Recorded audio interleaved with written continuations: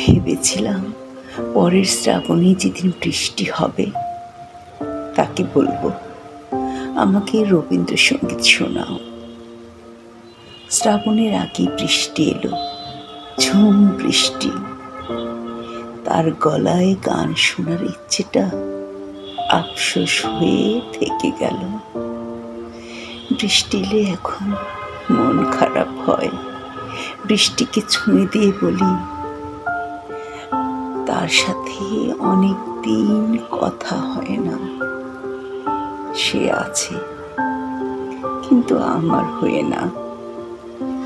মন খারাপ হয়, চোখে জমে জল।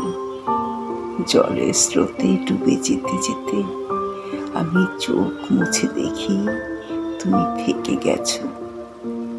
যেমন করে আফসোস থেকে যায়।